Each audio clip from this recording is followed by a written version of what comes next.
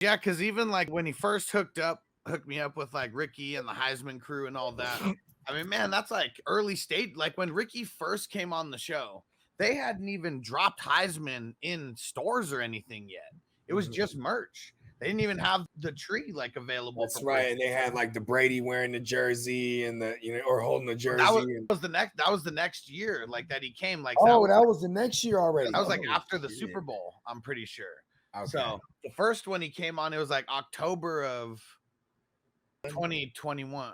Yeah, 21. Yeah, about a year and a half ago. That's right. Then he came on after the Rams won that thing. Yeah. And then he came on another time a couple months after that. Yeah. Yeah. And then we did the Monday night watch party with him, and that was fucking super dope. And Ricky's repping the IDP life because all football players, matter, not just the offense. You know what I mean? Yeah. All right, just because we're in mid-season form and mid-game form, might as well get over and switch it up to the halftime here. Let's see what this is all about. We got that Eli Bananing. Nice. Okay. That's one of their more clever names. Yeah. I like it. And that was funny. That was one of the things that Ricky was super excited to talk about too, how they have fun with like the names of the strains. Because he was like, we have the pre-game and post-game and, all that. But we have fun with the names of the strains too. And it's always something on brand with the genetics. But it was just funny. Like he definitely gets a kick out of getting to name them. And Hess said, how was the Skittles worth? Okay, let me pull it back out here. Because, if I'm going to be a sommelier, I better be getting my sommelier in on over here. So let me see. He's a sommelier, man. Let's go. So I like the Skittles worth. I mean, it wasn't super gassy. It was like, and this isn't really the best nug, but I was pulling off of this one. So it's got some orangish hairs in there, the rich greenery. It's definitely more of like fruity, kind of citrusy versus like gassy, but hit real smooth, and got the instant head rush, from it as well. So it's a little sativa. Yeah, that's what you want on a sativa. You want to get that instant like head rush. Yeah, and has said not gassy at all. Yeah, not at all. He said it's got to be more of a citrus chill. Yep, exactly. It's real smooth, and you kind of, the sativas. You want a sativa to smack you in the face a little bit. Just feel like it is kind of like that headband, ish feeling. And that's kind of what I got from that one. Hey man, a good sativa, bro. I just start solving equations, bro. Go to the whiteboard, bro. Just fucking equations, bro. And Ricky just shot me a text, and he said I'll be right there. So he'll be in shortly. I'm telling you, bro. That good sativa. Oh, and there we go. Right as I say that, right as I saw it, because I saw the text a few minutes ago. But here he is. Ricky Williams is in the house. 420 crew. Let's show some love. Hey, what up, Ricky? I'm great. What's going on? What up, Ricky? What up? How you doing, bro? Smoking on some of the Eli Bananing right now, because we're in mid-season form right now. So where'd you get that from? They sent it over. Lane sent it over. Made sure we had some flavors for the show, for the big smoke sesh. And so I'm trying to be a weed sommelier over here. So explained how that was, and I just smoked the Skittles worth, and super citrusy. Kind of gave me a little smack in the face, like we want sativas to do. Yeah, set fruity. the mood off right. Yeah, nice and fruity. That's probably my favorite of the first cultivars that we released. Nice. Even I came up with the name because it's a Jesus OG and a watermelon Skittles cross, and everyone was like, "We're stuck, we're having difficulty coming up with a name, and maybe it's my age." He got game. Yeah, he got game. Oh yeah. And I was like, "Oh, Jesus Skittlesworth," and my wife was like, "What's that?" I was like. until we watched it, there's a scene like early in the movie where he comes to his uncle's house and he has a present for his sister, and it's a bag of Skittles, and I was like, okay, this is meant to be. Yeah. The universe. Yes, exactly. So how's everything been with you, Ricky? How's the Heisman life? It's great. We're hustling. think we just killed it this past month, December in Pennsylvania. So it's exciting, you know, because we go into a new market and we're not exactly sure how it's going to go, but it's, you know, blowing our expectations out of the water, pun intended. So it's good shit. And I know we had a few people who they live in, was it where'd you go before? You were in Massachusetts recently, Massachusetts, right? Yeah, there's a couple people who said they went over there, were able to grab some of the HIGHSMAN, and like I'm on a world tour, you know, going up to Seattle tomorrow. It's nice, you know, we're about to go into Arizona before the Super Bowl, and so it's nice spreading our wings and being able to visit these different markets and get to know who's sparking greatness around this country. Hell yeah. And shout out to our man Derek, who's in New Jersey. He keeps saying, got to get it in New Jersey. He's waiting for it. We're coming. Yeah, he said they got like the weed mall out there. He's like, it's like a weed mall, but they don't got the HIGHSMAN. Like, oh, we'll make the phone call. You know what I mean? I'll tell you though, like traveling this way intentionally and getting to see what's going on in each of the different markets and how people like interact with cannabis is mind blowing, you know, because it's like you go to different teams and different fans have different traditions. It's kind of the same thing in the cannabis world. People have different modes of consumption, you know, different ideas, different tastes and cultivars. It's pretty cool. Growing up in Cali, I mean, it's crazy because, like, you know, I mean, this just seems like the lifestyle Californians were living for like forever. What do you think, like some of these new places, you know, like Boston, Pennsylvania, like what's the reaction out there now that weed's like completely legal out there? You remember that scene in Half Baked where he goes in and he realizes like all the weed that's there and he's like,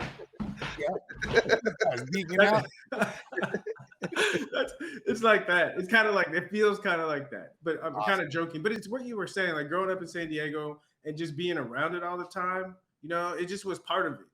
It's just part of the lifestyle. But in these other markets where it's been highly illegal and there really hasn't been that culture, it's new. And it's not as mature and advanced, but because it's new, it's bringing new perspectives and new ideas and different kinds of people into the mix. You know, and I think that's what I'm most excited about of the future of cannabis is, you know, it was such a small group of us for a long time. And as that group gets larger and larger, you get more diversity, you know, more different opinions, different perspectives. Yeah. And I really think, especially here, 420 crew, I mean, that's our community here. I feel like it's one of the most diverse like communities around because like all races, all religions, I mean, multiple countries that were spread across. And so, yeah, it's awesome. Species. I'm telling you, at the end of it's funny. At the end of the day, though, it's real because I tell people, you know, cannabis did way more for me than football did. And, you know, there's more cannabis fans in the world than there are American football fans. So. Yeah, for sure. Especially now that they don't have to be, everyone doesn't have to hide it. You know, I mean, now we're finally getting open out there. Well, at least everywhere else. Yeah. Finally made it to the playoffs. Like this is my favorite. This is my favorite time of year. Yeah. Favorite time of year. And Marco, our man, we call him, he's Marco from the future because he's in Germany. Because he's in Germany. So he's ahead of us here. And he says, happy birthday. And he says, who will win this weekend and who will win the Super Bowl? Why don't we start there? You got any thoughts on your favorite to win, Ricky? The Super Bowl? To go all the way? Yeah. So because I grew up in San Diego, I have to give my hometown pick, the Chargers. I think they've been really hot, you know, playing well towards the end of the season. But aside from my hometown pick, I live in LA now, so they're still kind of my home team. I really like the Bengals. Okay. Yeah. You know why I love the Bengals? Because they're led by a Sagittarius, Mighty Joe Young. Let's go. Shout out to my guy, Mighty Joe Young, bro. Take your shot. Oh, yeah. Yes. I'm going to be on, and even though ever since the Chargers left San Diego, I've cut the alliance from them because San Diego and LA, you know, I mean, that might as well be New York and Boston, you know, like, I mean, it's usually not cheering for the other teams over there. I'm going to put, and the Chargers they've been slacking, man. Like, leave it up to them to lose a meaningless game like that and just like totally look like you're going to be a one and done. And get some of their players injured in the process. And Mike Williams getting hurt. Like, that was all bad. I think I'm going to put it on Mahomes. I really think just their defense, I mean, I think it's better than when they actually won the Super Bowl and they were kind of like maybe one of the worst defenses to ever like win a Super Bowl. Their offense was just so polarizing. Andy Reid's got him clicking. People are getting healthy. I'm nervous about Kadarius Toney because he seems like he hurts people around him somehow. But outside of that, I think it's going to be Mahomes leading them to victory.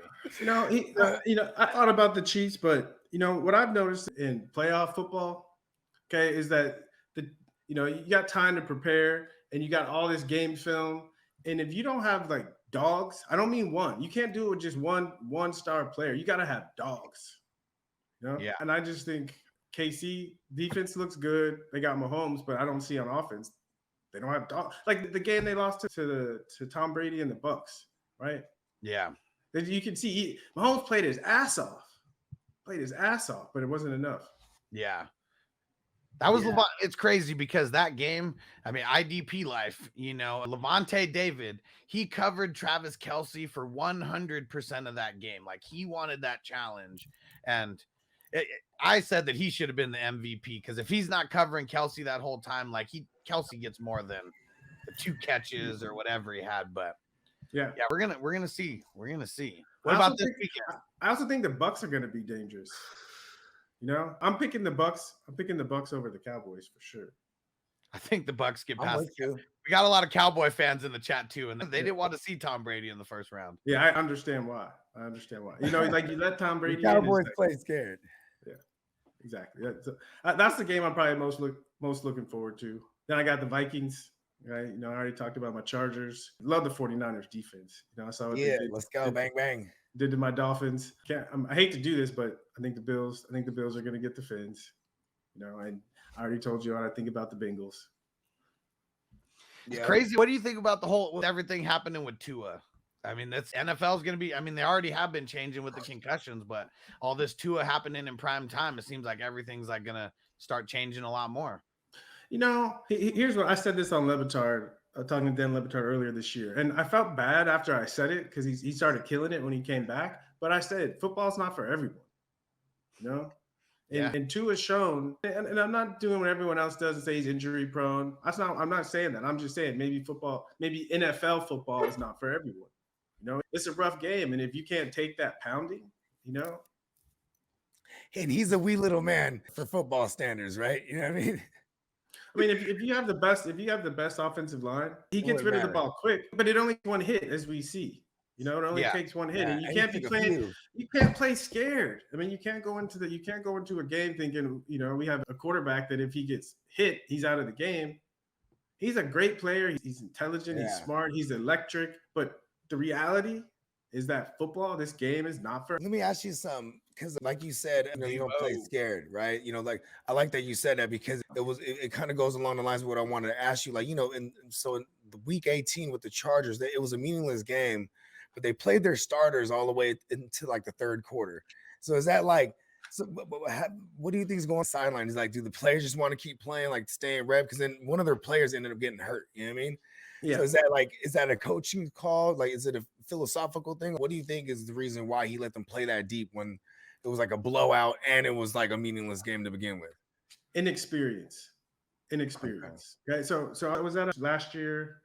Was it last year? I think it was earlier this year. I was at the opening, the first game of the season, the Rams game. And Mookie Betts was in the suite with me and also one of the owners of the Dodgers, and at this point, the Dodgers had already clinched. They're in the playoffs, and they were having this discussion about how much to play the guys towards the end of the year. We want them to be fresh for the playoffs. And the owner's perspective was, we want to rest them. We want the guys fresh. Mookie was like, hell no. We need to play so we're not cold and we keep that rhythm going. Yeah. And so I think the biggest thing with the Chargers is inexperience. And it is a philosophical thing. But as a coach, as a player, it takes multiple experiences in order to build up your philosophy. And so this is hopefully, right, learning the hard way. It's a mistake, but they're going to learn from it. Because you get to the end of the season and you have to find that balance between how much do my guys need to be to stay sharp? How much do they need to play to stay sharp? Right? And how much rest do they need to still be sharp and be ready for the playoffs? And I think, I had a mentor and he said, if you walk the fence, you're not quite sure, you always get impaled. So you just got to make a choice. And I think they weren't quite sure. What I keep saying about the Chargers. I love that choice of words real quick. My bad to cut you out. He said, you'll get impaled.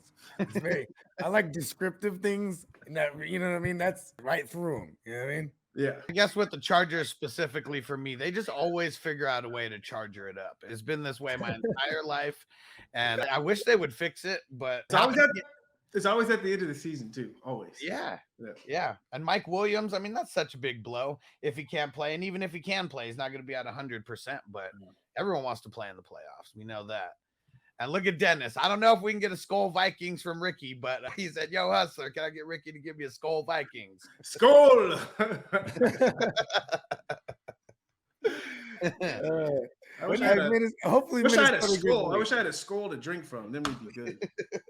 What do you think about the Vikings? I mean, kind of their defense has kind of been suspect, even though like for fantasy, like they're actually amazing. But it seems like some teams, like, I don't know, like Justin Jefferson, I really think he needs to hit the weights or something because he gets bullied by some of these top corners.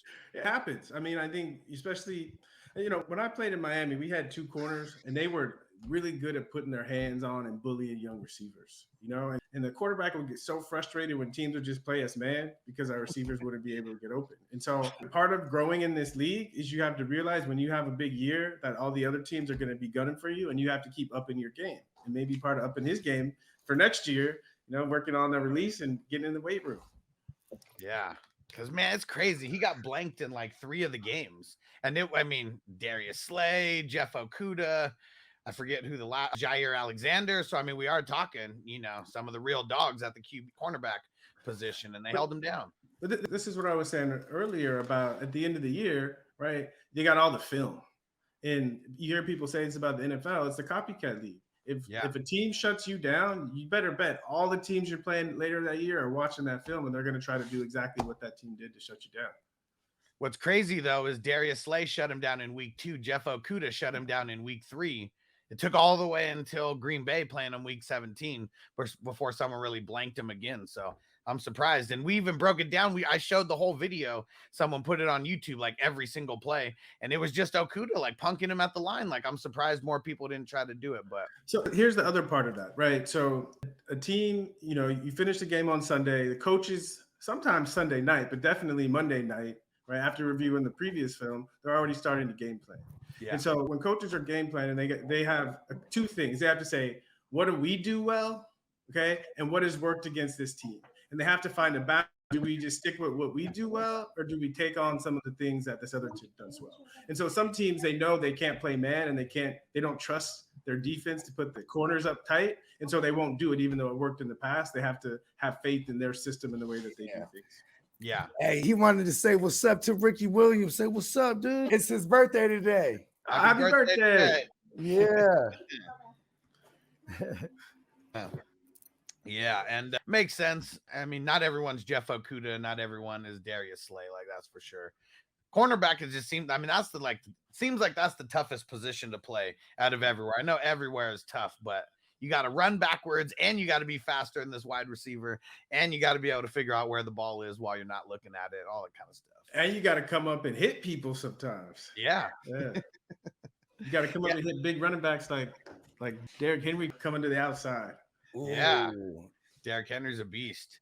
And he got like literal 33-inch arms too. So he just, you know what I mean? You also got to worry about like becoming a highlight reel, but on the other end of it. You know what I mean? Exactly. Yeah. And shout out to Juggernaut. He said, happy birthday, Huss. And he said, salute to the whole 420 crew. Salute to you, Ricky and HIGHSMAN. And he said, fast forward to the off season. What should my Bears do with the number 1 pick? I think they should trade it. They have to, right? I think they should trade it. If they love their quarterback, I think they should trade the pick and build. Yesterday on our news show, they did come out with the news saying that they're committed to Fields. So at least they gave that verbal that we've been waiting for if they were going to keep him. What do you think about Fields? So I like him. The one thing that sucks is the Bears not giving him any weapons to throw to. Like, I mean, look at like Lamar Jackson's like similar situation. Well, not similar because coaching and everything's completely different. But you got this guy who can run. He can throw the team on his back, but he's got nobody to throw to. Like that's no weapons. And like, he has like his offensive line, you know what I mean? Issues. I mean, he just takes all these hits, and that's really what happened. He got battered. And I got hot when they wouldn't let him. He was 60 yards away from getting the record. I mean, like, I know he wanted to get that too, and it was against Detroit, you know, and at that point, Detroit was giving a booty on the ground, so he would have got that. See, all he needed 61. Man, He would have, you know what I mean? For the record, for the glory. You know. That's Santino over exaggerating and said Fields equals Michael Vick. I don't know. I mean, what do you think about that comparison? Because we heard a lot of that all year. It's too early to say that. I say maybe Fields is going to be Fields. I say Michael Vick had weapons, right? We can say that. But obviously, he's, you know, explosive with his legs. But something about Mike being a lefty, it just was, there was something special about Mike. So, yeah, I don't know. Too early to say. Yeah. Too early to say. And Hess said Fields is a Pisces. Oh. So is Tua. Yeah. Wow. Yeah. And so Pisces have the big thing about Pisces is their imagination. You know, if I had a quarterback who was a Pisces, I want to say it's another quarterback there's a couple of quarterbacks who are Pisces. Herbert and Roethlisberger are the two that made it into the top 10 over the last 10 years. Yes. So I think with a Pisces player, you got to let them use their imagination, right? You got to give them space to improvise and do their thing. You try to put them in a box and too rigid, you know, they're not going to be able to do it. But if you give them space, Pisces will work magic. I've seen it with Ben firsthand. He beat us in Miami one year and he did just magic stuff. Got in the end zone as the time ticked away and beat us. You know, Justin Fields definitely has that. He could create. You know what I mean? It's weird because Tua, I don't know. I always said Tua was timid. You know what I mean? Like he just he took them hits. Why don't they get him a right tackle that can protect him too? If you're gonna have a lefty, you gotta protect the blind side. You know, I was thinking about this a little earlier, and like when you're building a team, right? You got to say, right? Because you have a salary. You don't have so much money to work with, right? So you got to say, like, what are we going to build our team around? Are we going to say we're going to play really tough defense and run the ball? Are we going to play bend don't break defense and get a lot of weapons on offense and air it out? You know, you got to pick. You got to pick what you're going to do, and then you have to invest and find the right kind of players to fit in that system. And you see, I saw when I was playing, coaches, you know, they'd be missing a couple of players to truly fit their system. But when they get those players, it takes off. I think it's so important, I think, for coaches to be clear on what they want to do and then to attract the kind of talent that can fit into that system. Do you think who's going to come over to Miami? How about that? Not even if Tua is going to stay. Who do we think is going to be the QB of Miami next year? I don't know, but I definitely don't think it's going to be. I don't think it's going to be Tua. Yeah. It seems like they're a quarterback away. Give me Brady for the win. Brady, Jimmy G, maybe. I mean, anyone with ties to the old San Francisco. You know, I'm not sure. I think Miami needs to just go for like the superstar quarterback. Yeah. You know, just take a shot, right? I think ever since Marino, it's just been pretty good, just above average quarterbacks. Yeah. You know? I think we need to do something about that. And what up, Hess? He said TB12 to Miami, and that I like it. We've been talking about that for a little while, and yeah, that'd be awesome. Yeah, that defense is primed to win. And what do you? I mean, I know what you probably think about their offense, but did you think that they would do? I mean, Tyreek. Hell no. 1,700 yards. Hell no. They shocked everybody. Yeah. You know, I'd say. I mean, I'm a little biased, but I'd say that to me this past year, that was the most fun offense to watch consistently. Yeah. Yeah. Bengals are fun to watch. I'm a running back, so I appreciate a solid run game, you know, and I think just Joe, like he's on point here. Yeah. Joe Mixon, Sir Joe Mix-a-Lot. He likes touchdowns and he cannot lie.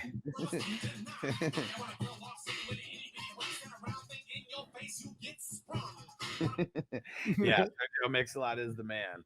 And okay, what about all right? The whole Sergio Mix-a-Lot's from the Bay. He's not far from where I'm from. Yeah, he's from Antioch. The DeMar Hamlin, like discharged from the hospital and everything. We were like on DeMar watch like this whole time. Can you think of any time that you ever like? I mean, that was the first time they ever suspended a game. Can you think of any time that was anywhere close to what happened? I mean, because the NFL doesn't suspend games they suspended games for 9/11, and they'll post. I mean, they'll make us go inside when there's lightning. But this is the first time I've ever seen a game suspended like that. And can you remember any injuries that happened that was like anywhere close to that. I mean, we saw grown men crying on the side like right away. Like, I mean, I think they were thinking what we were all thinking. Like, is he like legit like dead? Yeah, it's scary, because I think to play football, you have to kind of put those ideas like in the back of your mind. Because if you're thinking about them, like we said, you play scared. Yeah. But you put them in the back of your mind, it doesn't mean that they can't happen. And when they do happen, they rush really quickly up to the front of your mind, and you have to deal with it. And I wouldn't be surprised if we see a larger majority of players retire after this season than we have in a while. Because football is a wonderful game, but as a man playing the game, you got important decisions to make. Because there's going to be a certain point where the risk is not worth it anymore. Yeah, and to happen to such a young man too, and then on national with a national audience, that was a prime time too. It's something we'll all never forget because we've all never experienced that. You know what I mean? And it wasn't even because of a crazy hit. I mean, just the flukiness of the accident, like literally like a millisecond earlier or later, it doesn't happen. An inch up or down or any direction, it doesn't happen. Like that's the thing that makes it a little bit crazier. So to me, it brings a larger question, into the mix, and because it is that when something you realize is a millisecond, different is different. To me, that's not a coincidence. Right? It's not a coincidence. And I, checking out Tamar's Instagram, and it seems like him going through the experience, right? That's something like that changes somebody, Yeah. And so when you can zoom out and not be caught up in the football thing, and you realize in the larger scheme of life, like this was a powerful moment in his life. Yeah. Right. And this is why I love astrology, because it can give us a hint or a clue to be prepared for these kind of powerful moments. And then we're not taken by surprise. And even better, we can actually utilize them in positive ways. Did you try to look up his chart or anything like that to see if I did? There wasn't a birth time, but anytime that there's an accident like that or any kind of violence, Mars is always involved. And of course, looked at his chart, Mars is always involved. Crazy. Yeah. Man. But yeah, shout out to him. I mean, they said he's going to be able to be rehabbing with the team right now. And the only other athlete that we heard about this happening to was NHL Chris Pronger. And he was able to get out there and play, and he played like 1,000 more games or something like that. Yeah, he'll be back. He'll be back. I'm curious, as fans, like how did that affect you guys? I mean, I was shook, he was someone, we talk about this a lot. Like we were telling people about Damar Hamlin on our show after Micah Hyde got hurt because we cover the defense. So like, we were like invested as him as like, fantasy guys. Like we call these guys, we call them all our children, the ones that nobody know who they are. We're bringing them to That's a run-on joke on the show. Is like all the players, the young players that people don't know about, we put them on them when we see them prosper. Like, see, look at our kids out there. You know what I mean? These are our children right here. And, and then like, it was crazy in prime time seeing that. And on the Monday night on week 7 to close week 17. And for context, week 17, that's the championship week for fantasy. So like, that game meant like everything for like 90% of fantasy football managers. It was a really important game. Like the championship match, people, a lot of people have, Josh Allen and Joe Burrow. And what's crazy is like, after that thing happens with Hamlin is like, you've seen some ugliness out of people, like because of their fantasy league. You know what I mean? Damn. Like, you know what I mean? Like, not wanting to split the pot or not, just these little petty little issues. So how did you guys handle that? Did you just take the points when the game ended and said that's it? Pretty or much. Did you? Yeah. And we just encouraged, because a lot of these leagues has money involved. So a lot of times. And there's a lot of big money leagues too, like, that we're involved in. So it was like, but you've seen some ugliness out of people because just like, they can't understand, like, someone's life is like at stake. You know what I mean? Like it's bigger than fantasy. But you know what I mean? So to say the least, it was. Yeah, it was. We were streaming here on the show. It sent shockwaves. We were streaming here on the show, and then Monday Night Football is pretty much shut down, and there's all these people trying to find answers and everything. So I just felt like I was a little bit of that info, just kind of giving the. Yeah, you stayed on for like 6 hours. Oh wow! Yeah, I was shrooming on the show like tough. And I was tripping. I was like, damn, like, did we see him? Did we see Brad just like, you know what I mean? And then my girl's a nurse, so she's watching upstairs. So she comes out, oh my God, this is another, you know what I mean? Like telling me all the things that it could be. And I'm like, whoa, like poor kid, you know what I mean? Like, It was And sad, how about Peyton Hillis as well? Like prayers for him right now. I know they said he's in critical condition. He saved like his kid, I believe, when he in the ocean saved his yeah, kids, I think, like plural. yeah, Oh wow. yeah. And so he's in critical condition right now, also. And I think everything with DeMar is kind of overshadowing like everything happened with him right now. Man, That happened. Like, I want to say the same week. Yeah, I'm pretty sure it's like days after. I think it's a week ago. Yeah. Yeah. Yeah. So prayers out for Peyton Hillis. He's in the fraternity of mine for sure. So hopefully he makes it through. He's fun to watch. I got to play against him a little bit. Yeah. How was that? How was that? How was he in? I mean, we only remember him from the one big year in the NFL, but he was impressive, because especially when you see the big fullback, rumbling down the field, kind of like Mike Allstott. But Peyton was great because he catch the ball out of the backfield. He was like an H-back that could run the ball from the tight end position. And again, it's just when, the great white hope, when you see him come in and like compete, I'm being real, okay? It's exciting. It's a novelty. He's a gym rat. It's like a unicorn. I mean, I call Christian McCaffrey the unicorn, you know what I mean? Because you ain't never seen the white boy like, oh, he's crazy. Like, he does it all. Yes, exactly. Yeah, so he's amongst the white running back fraternity for sure, like definitely in the top 10 up there. And we should do something on that, like the top 10 white running backs. Will we even get to 10? I mean, Danny Woodhead. Oh yeah, we'll get to 10. Theo Riddick. Sure. Hold on, was Theo Riddick white? No, he was white. Who else? Oh. No. I bet you there's a list. I know there's a list, but I'm curious if we can get to. Was Ryan Matthews mixed? Was he white? I can't remember. Yeah, he was mixed. He was mixed. Yeah, he was like mixed. Nope, that don't count. Yeah. I know. It really all starts with Peyton Hillis and CMC, and then we got we got Larry Zonka. We got Larry Zonka. Oh, bro, come on, Rex Burkhead. Come on. Oh yeah, Rex Burkhead. Yeah, sexy Rexy. Marco loves Rex Burkhead. It's funny. Marco from the future, he actually called the Rex Burkhead touchdown. Like this year, he was like, trust me, Rex Burkhead is definitely scoring a touchdown today. And it was the super fluky touchdown where like someone fumbled it like right into the end zone and he just happened to jump on top of it. But man, I mean, he called it. He's from the future, bro. Oh man. And Hess, you're the man. He said that it was cathartic for the 420 crew to be able to process that together for sure. Yeah, because I mean that's really what it was, man. People didn't want to be alone. And so there was more people on that stream, like just like looking for an outlet to ask questions or really just hang out and smoke. And a lot of people who found us, for the first time there, they've been coming back ever since for the smoke sessions. Wow. Cathartic. Toby Gearhart. There we go. Good call, Marty.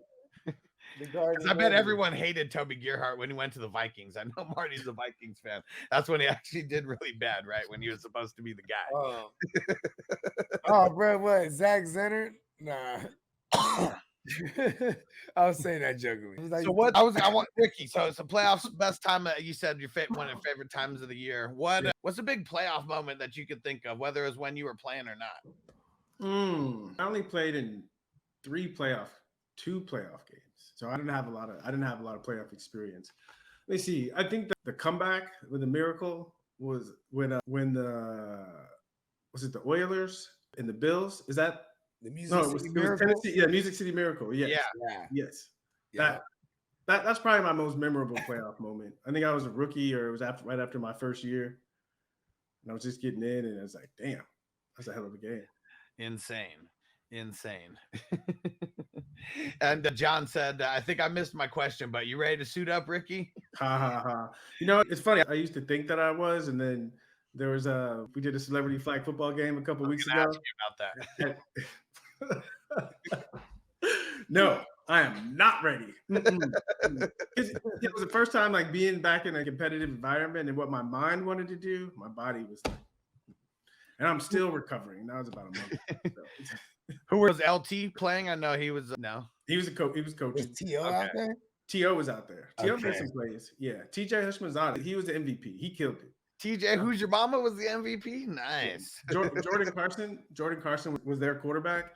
Okay. He's got a laser, and so it was just him and TJ. We couldn't do anything about it. It was a close game. You know what? They actually won on a Hail Mary. TJ kind of tipped Hail Mary in the end zone to beat us. It was fun though, because I grew up a big Chargers fan, and even though they're up in LA, to be wearing Chargers gear and be out there on the field, it was special. That was pregame, right? No, it was. We did it on a Monday, so it was right after the day after their game, and a lot of the current players were out there. So nice. That was cool. Yeah. Awesome. Is there a specific running back that you like right now, like his running style, or just someone that you enjoy watching for no particular reason? Joe Mixon. Joe Mixon. Oh, bringing it. I mean, even though he went to OU,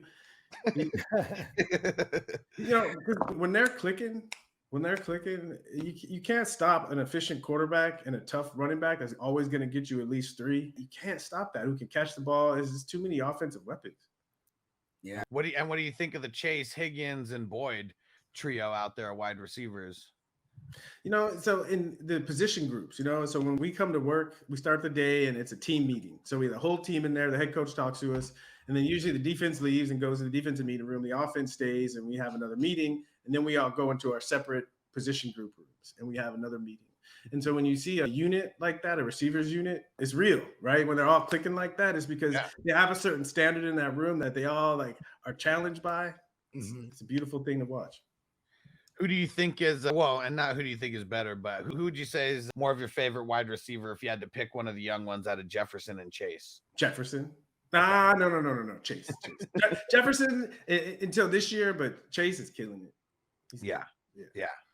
And the connection with Burrow, I mean, that's just that could be that little piece that just gives him the edge too, because they're like in sync. I mean, man, he dropped some dimes to him. It's confidence, when you have confidence that you can throw the ball and that your receiver is going to make a play, and the receiver has confidence that the quarterback's going to throw the ball and give you an opportunity to make a play. You can't beat that. Yeah. It was hard when they came out in the white. It was the white with the white tiger joint this year. Yeah. I was like, they need to do that more. I just made the connection. He went from the Tigers to the Bengals. So he's yeah. Carried that swag over. Yeah, for sure. But a Bengal is a tiger, right? Yeah. So he went from the Tigers to a because they had like the white helmets with the the stripes still.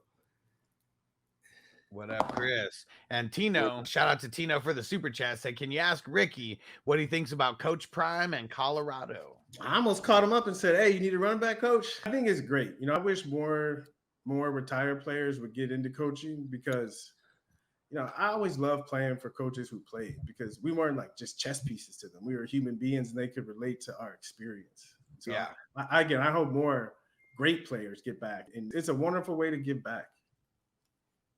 Yeah, I mean, I think a lot of people were kind of pissed that he left, and then would go over to Colorado, but I feel like he could only do so much over there as well. I mean, no one's really taking him seriously over there either, as far as SEC or anything like that, or just the players in general. But now he's going to be able to get more players on a bigger stage. Yeah, but I think it's bigger than him staying there forever. I think he created a lot of attention. Eddie George is now coaching a team. Ed Reed is coaching a team. So I think he really started something. And good for him. I mean, I can't wait to watch the product that they put on the field. Yeah, that is going to be awesome.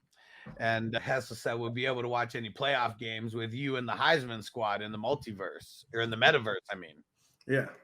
So we got a cease and desist letter from the NFL. So we're still we had to. I guess you're not. You made it. That means you made it. It was nice though. It said Eric Myron, aka Ricky Williams, in parentheses Heisman.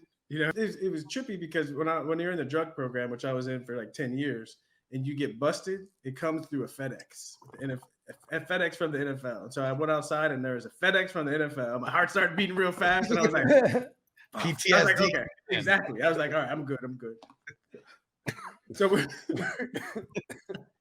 was funny. We're trying to get something done for the playoffs. We're reaching out to bar owners we know, and we're trying to figure out how they do it so that we can make sure that we're not pissing the NFL off as we enjoy football and cannabis together in the Heisman house.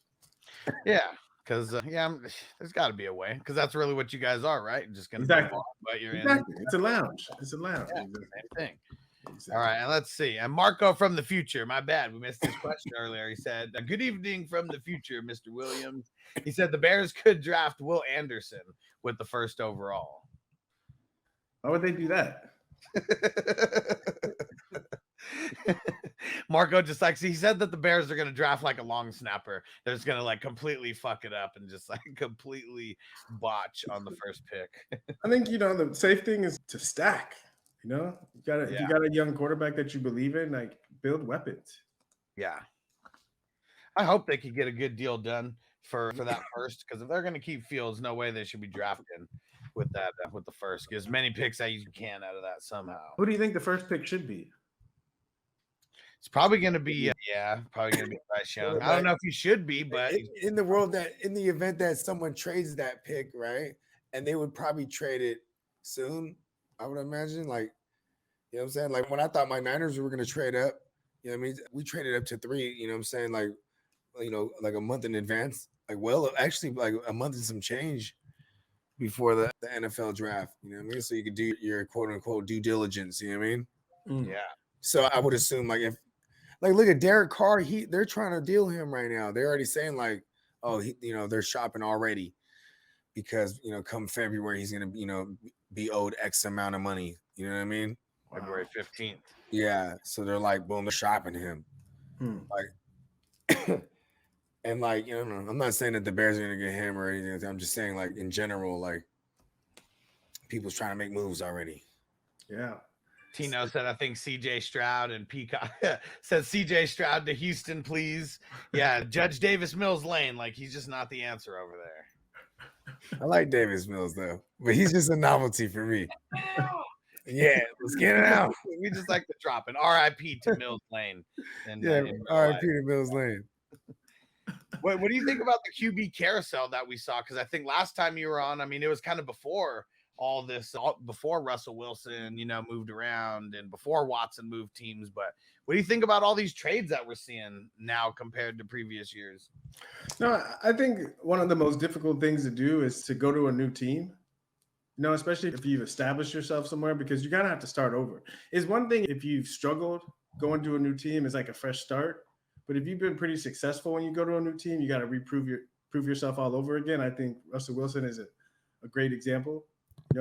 But I had a coach, Norv Turner, one time. He sat me down and he said, you know what? He said, there's something in this league where players, when they're at their best, they usually don't get compensated for it, but they get paid more when they're past their prime to kind of make up for it. And I feel like, why would the Broncos go all in on Russell Wilson? Didn't they see him play last year? Yeah. That there was something like he fell off.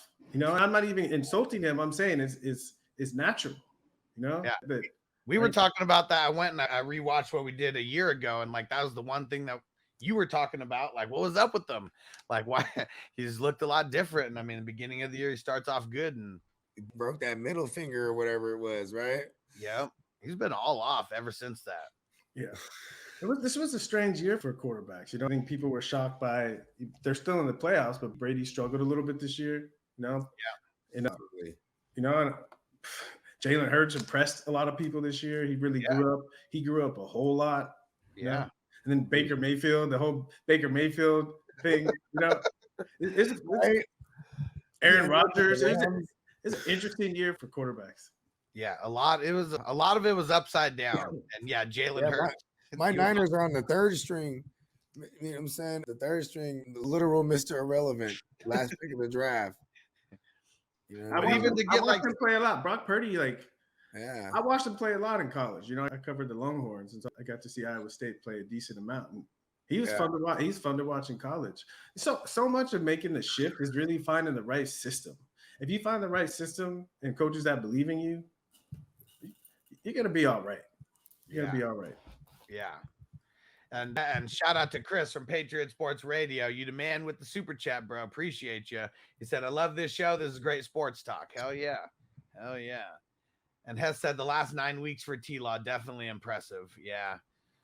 He's a Libra though, and that's one thing. I don't know. Like we had a lot of Libra action in the top I 10. don't hate on the Libras, man. You know what I'm saying? Yeah, Hey, Lil Wayne's a Libra. Yeah, you know, So are you guys starting to bring a little bit more like astrology into what you're doing? well, oh yeah, bit. definitely. Kind of Yeah, sprinkle it in a little bit. Yeah, and Yeah, it's hell funny, yeah. you know, said it earlier. He's like, I like how we categorize guys by the signs now. Yeah. But give me a little bit more insight into Libras. But I remember us when we were talking. So we've only had one Libra finish in the top 10 over the last 10 years, and that was Jared Goff. That the one year that he did good with the Rams. But give me some Libra traits as far as like why it would be good or bad for a QB. Okay, this is the major difficulty for a QB is the dark side of Libra, and this doesn't show up in all Libras. You know, when we talk about a sign, it's like when you're having a good day, you're at your best. Okay, you don't have to worry about the shadow side or the dark part of the sign, but when you're having a bad day, that's how it's going to manifest. Okay, Yeah. right. So the thing about Libras when they're having a bad day is they're indecisive. Okay, so I would expect, you know, if we do the stats that we'd see Libras might throw more picks than other signs. Because in the quarterback position, you got to learn to pull the trigger. You got to pull the trigger. And if you're sitting back and you're like, he's open, because the Libra are the scales, the balance, okay? And if he's open and he's open, who do I throw to? Right? It's difficult. So indecisiveness is a negative trait. A positive trait is the other side of the scales, right?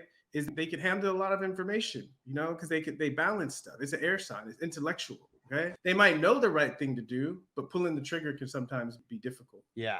And even though all of this isn't raining, you know, 100% true, just the patterns and everything that I've noticed from all this. And it's like the Leos, those are the top dogs when it comes to the QBs. I mean, led by Tom Brady over there, bringing up the average. Sagittarius right behind, and then Capricorn right behind that. And then for the Sages, you got Rodgers and Wilson, and then for the Capricorns, you got Drew Brees. So there's a couple guys bringing up the averages. You know, like I think where we can even like play with this, it's not so much who's better or worse, but we can get an understanding of different styles of play. Yeah. You know, different styles of play. Like I was saying, the Pisces typically are going to be more imaginative, more free form, you know, making it work, right? Also, Gemini's going to be more free form. Leos, you know, king, right? They're just going to be there, right? Leaders. Leos usually are really strong leaders. Sag, gunslingers. Sages are gunslingers. Yeah. So there's a certain style. The other thing is that when, you know, we sat down and you look at a chart, it's more than just the sun. Right. There's a whole lot of other stuff going on. And so, you know, as we get more in depth, we can find even more specific patterns because we're looking at more data points. But I think a good place to start, because you're even just with the sun, you're starting to notice patterns. Yeah. Definitely. And Jalen Hurts, he's going to be the new age Leo who's going to be bringing it up, him and Kyler. And man, what do you think about Kyler? I mean, he gets the big bag. Going back and watching what we talked about a year ago, I was so off Cliff Kingsbury. Like, even it's been like more than a year, but man, he's a bum with his play calling. So I'm glad that they did move on and they're going to switch things up. Yeah. You know, it's tough when you get the big bag to not at least to somewhat get a big head. You know, I think it's just part of the process, but it can only expand so much, and then you get humbled. It comes back down, and now it's time to get to work. You know, he's still so young as a player, and he's going to keep developing, but obviously he's exciting. He's fun to watch. I think he's one of the mobile quarterbacks that is just as efficient and effective with his arm. Yeah. Okay? And I think that's why I like to watch him. Yeah. What do you think about that clause that they put in his contract? They put it in there and then they took it away, but about how he had to do so much like a film study throughout the week. Yeah, I mean, I understand what they were doing, because if you look at the best quarterbacks in the league consistently, not all of them, but a large percentage of them, you know, not because they have to, but part of the habit that makes them good is the preparation, is the time they put in. I don't think you should force it. It was like when I signed my contract, they put a clause that if I was over 240 pounds, oh my God, they put a Twinkie clause in my contract.